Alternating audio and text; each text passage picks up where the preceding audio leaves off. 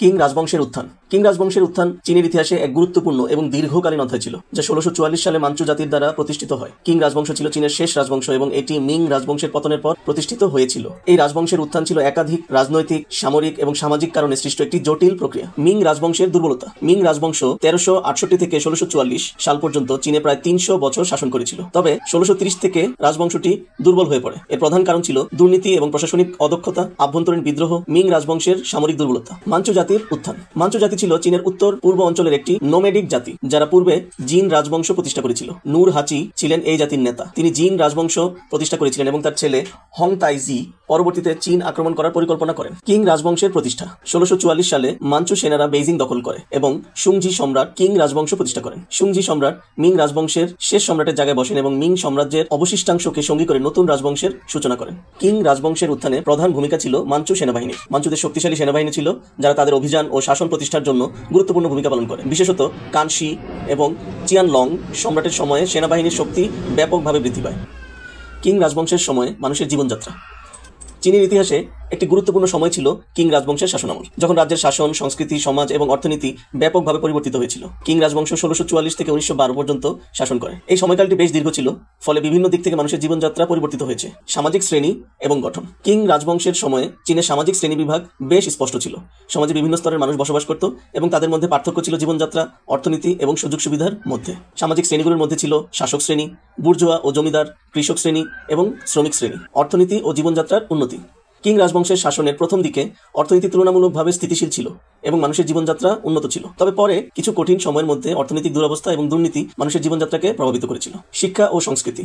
King রাজবংশের সময় চীনা কনফুসিয়াস ধারণা এবং চীনা ঐতিহ্যবাহী সংস্কৃতির প্রতি গভীর শ্রদ্ধা ছিল। কিং রাজবংশের সময় যুদ্ধ। কিং রাজবংশের যুদ্ধগুলি চীনের ইতিহাসে একটি গুরুত্বপূর্ণ ও ঘটনাবহুল অধ্যায়। সুঙ্গার চিং যুদ্ধ 1687 থেকে 1757, তাইপিং বিদ্রোহ 1850 থেকে 1864, অ্যাংলো চিং যুদ্ধ 1839 থেকে 1842, দ্বিতীয় অ্যাংলো চিং যুদ্ধ 1856 থেকে 1860, লিয়াং বিদ্রোহ 1851 থেকে 1868, ডুংগান বিদ্রোহ 1862 থেকে 1877, প্রথম সিনো জাপানি যুদ্ধ 1894 থেকে 1895, বক্সার বিদ্রোহ 1899 থেকে 1901, ডুংগাং চিং যুদ্ধ, চীনা রাশিয়ান সীমান্ত সংঘর্ষ।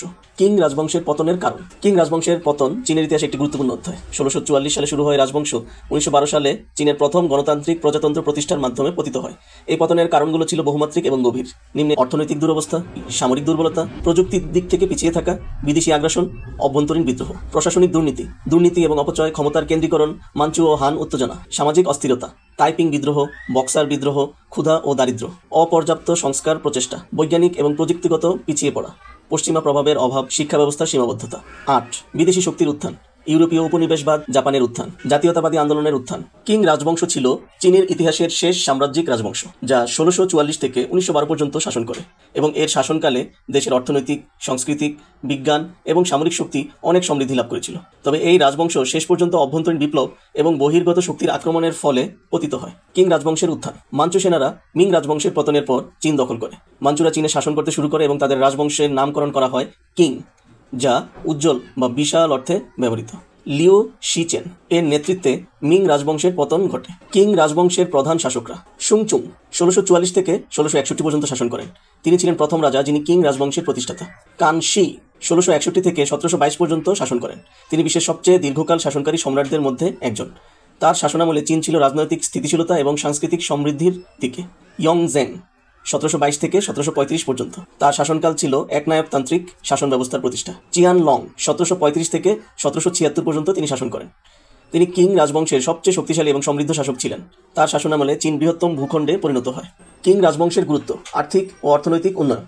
কিং রাজবংশের শাসনামলে চীন একটি শক্তিশালী কৃষি জাতি হিসেবে বিকশিত হয়। কৃষি প্রযুক্তি, বাণিজ্যিক, সংস্কৃতি এবং শিল্পকলা উল্লেখযোগ্যভাবে উন্নতি লাভ করে। শিল্প ও মুদ্রার ব্যবহার বৃদ্ধি পেয়েছিল এবং আন্তর্জাতিক বাণিজ্যও বৃদ্ধি পায়। বিশ্ববিদ্যালয় এবং শিক্ষা।